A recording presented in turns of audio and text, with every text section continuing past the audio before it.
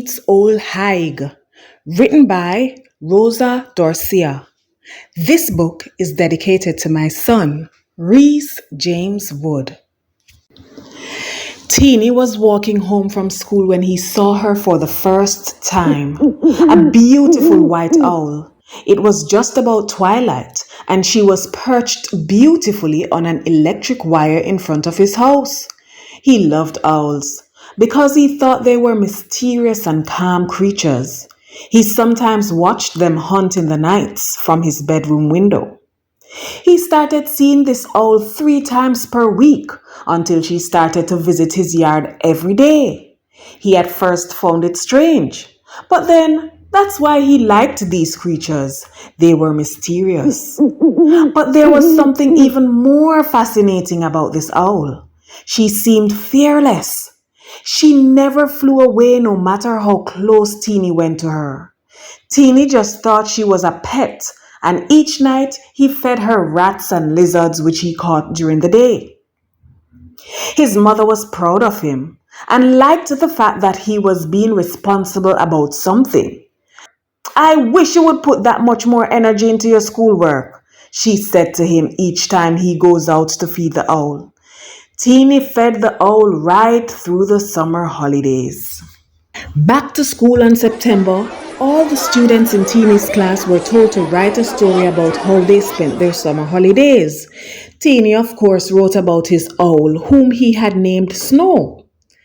"Why do you call her Snow, Teenie? What an odd name," his teacher asked. "Because she white like snow," Teenie replied. When he was finished, one of his classmates looked terrified. "What's wrong, Samantha?" the teacher asked her. "Do you want to go to the nurse?" "No, miss. It's just that the story reminds me of something bad," Samantha said. Becoming more concerned, the teacher walked over to Samantha's desk and asked her to tell what was bothering her. "Miss, me afraid of all," she said, and the class erupted in laughter. "Why, darling? Owls won't harm you," the teacher said. "No, miss. One owl come in my house when I was a baby. My mother tell me and it tried to eat me." Samantha was now crying. Her fear showed greatly on her face. "Mommy said that's why she don't make me stay at the playground till dark. She said I must come home before night." "Maybe your mother is just telling you that to ensure you come home on time," the teacher said, trying to calm Samantha. "No, miss, it's true. I still have the claw mark where the owl tried to thief me."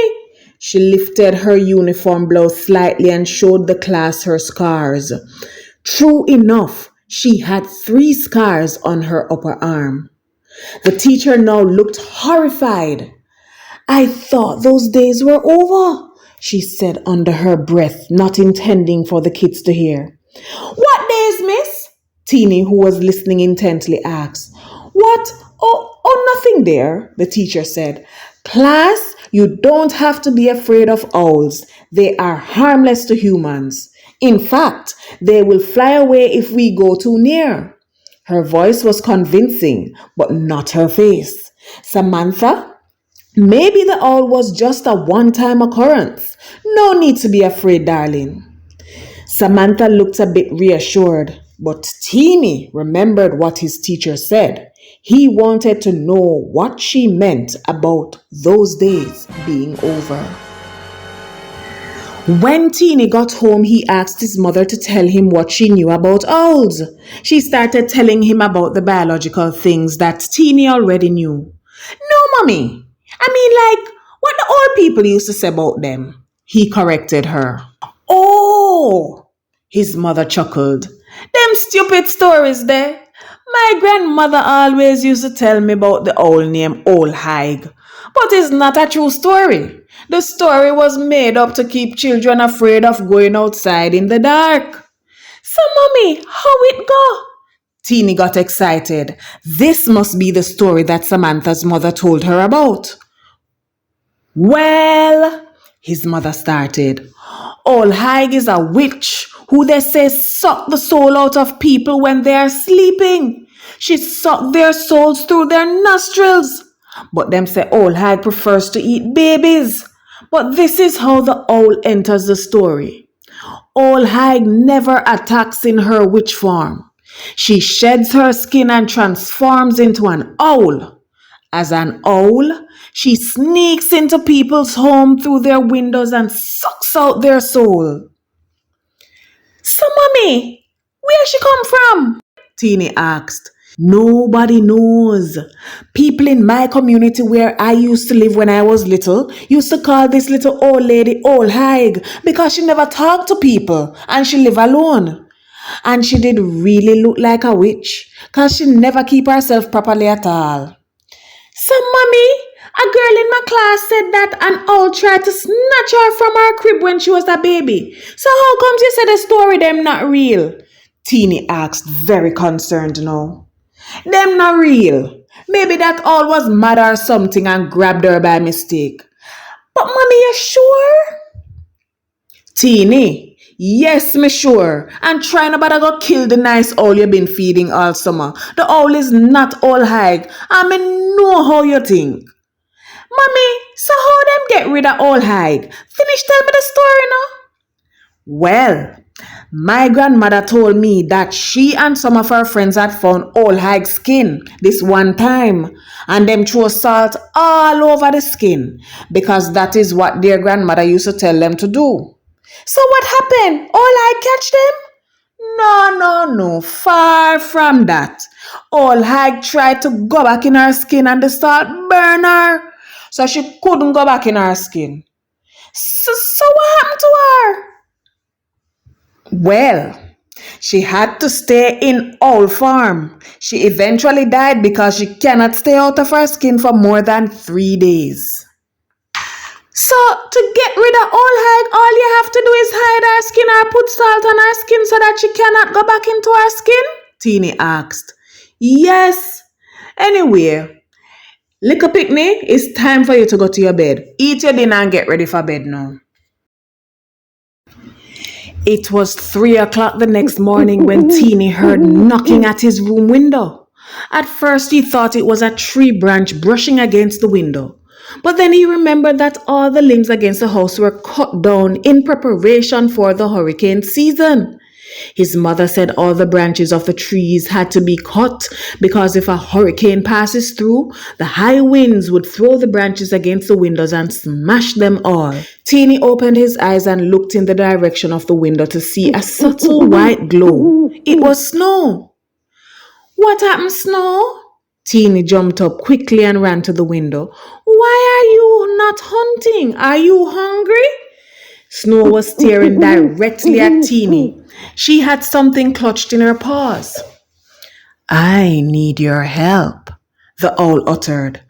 A shrilling scream of terror exploded from Teenie's mouth as he fell off the bed trying to run. His feet were tangled in the sheet and he could not get up fast enough. Don't be afraid. I won't harm you, Snow spoke again. Teenie's feet were still tangled, but the second set of words that Snow uttered had him paralyzed with fear. How comes you can't talk? He stuttered at the owl. I am no ordinary owl, Teenie, Snow said. I need your help urgently. What you want? Teenie asked. He was shaking from head to toe. I need you to hide this bag for me. Put it someplace safe where nobody can find it. It is very important to me, Snow said. The bird held the bag up against the window. Teenie managed to untangle his feet. He approached the window. He took the bag from Snow. It felt heavy, and whatever was in it was slimy. The outside of the bag was cold. What inside it? Teenie asked. Something very important to me. Whatever you do, do not open the bag. If you open the bag, I will die. You don't want me to die now, do you, Teenie? Snow said. No, I don't. Teenie stuttered again. A sudden fear came over him. He wanted nothing to do with the bag. Where should I hide it? Anywhere you consider safe. With that, Snow flew off into the darkness. It was at that point that Teenie realized that Snow, his owl, was indeed Ole Higue, and he had everything to fear. Suppose she come back to suck out my soul, he thought. Teenie never slept an ounce that night. He watched the bag intently, trying to decide what to do. Should he tell his mother, or should he keep it safe, as his pet Snow had asked him to do? Monday morning, when Teenie went to school, there was a lot of chattering as people were talking about what happened over the weekend. Teenie was told that a baby was missing, and the parents are saying that it is Ole Higue. The teacher announced during devotion that all parents were contacted to come for their children, as there will be no school that day. The elders in the community were going on a hunt to find Ole Higue's skin. When Teenie's mother came for him, he told her that he thought he had the skin, and he relayed the story of what had happened the night before. Teenie's mother didn't waste any time. She called a group of parents and told them what her son had told her. The word spread that Teenie had the skin. He felt important. He was going to save the day. A large group of adults and children rushed towards Teenie's house to get the skin to throw salt on it. When they arrived at his gate, Snow, or rather Ole Higue, was perched in the broad daylight on the wire. Teenie was now scared of her, and so were the adults. Everybody stopped, not knowing if Snow was Ole Higue or a regular owl. "Mommy!" Teenie screamed as Snow swooped off the light post towards the group. "Teenie, I would like my bag now, please," Snow said. Everybody in the group was now staring at Snow and Teenie. "No!" Teenie shouted. Ole Higue let out a shrill laugh.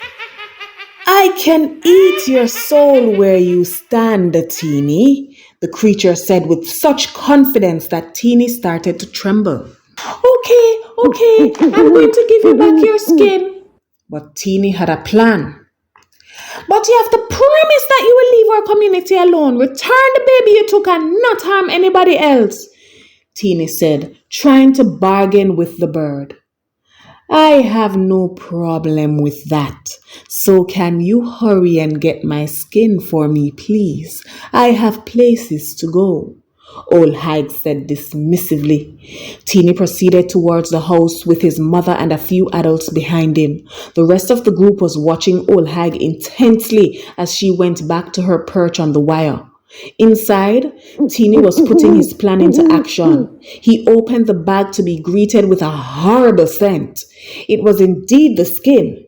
His mother, reading her son's mind, knew exactly what he was going to do. She had fetched the salt as they entered the house, and now she handed it to him. Teenie emptied the entire jar of salt inside of Ole Higue's skin. There was no way that she could put this back on. Teenie and the others rushed back outside after tying the bag.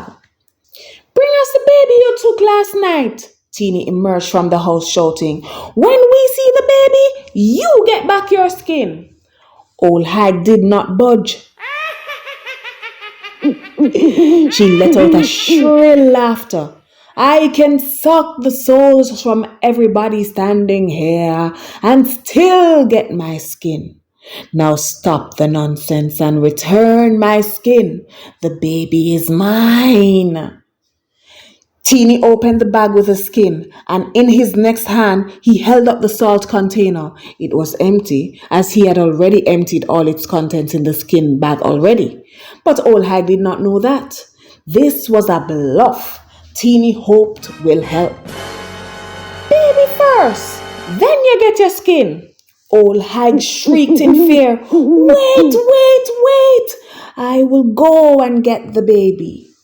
The owl immediately took off flying away. Teenie hoped it was the baby she was going for. Everybody hoped that too. The crowd was tense and eerily quiet as they waited, hoping the bird would return and with the baby. 10 minutes later, they spotted a small dot in the sky, getting bigger as it approached them. Look! A little girl in the crowd shouted, "The baby!" The baby was wrapped in a white cloth, clutched tightly by the owl's claws. Ole Higue gently placed the baby on the steps of Teenie's house. Teenie's mother grabbed up the baby and checked if he was okay. The baby started laughing up at her and she told Teenie, "Throw the skin to her and let you leave." "See your skin there, now left the place," Teenie shouted. Ole Higue flew down and snatched the bag in mid-air. She opened the bag and immediately tried to shapeshift and pull the skin on in front of everybody. Immediately she started screeching and wailing in agony as the salt started to burn her. She was trying to get out of her skin, but something amazing happened. The salt started melting Ole Higue in front of everybody. She melted like plastic. Ole Higue was no more. "Yay!" everybody shouted. "Teenie, you do it again! You save we! Teenie, Teenie, Teenie!" Everybody was chanting his name. "Teenie, Teenie, Teenie! Why, get up and go to your bed. You must have dropsy. Or you can't sleep, so man." His mother was standing over him. "If you know you're tired, why you ask me to start tell your story for? As me start you drop asleep." And then he woke up. Teenie Meets Ole Higue was sponsored by Botswana Foundation. Every child can learn, every child must learn. Violence is nonsense. The foundation provides school supplies to Jamaican children each year. To donate, contact 876-834-4265.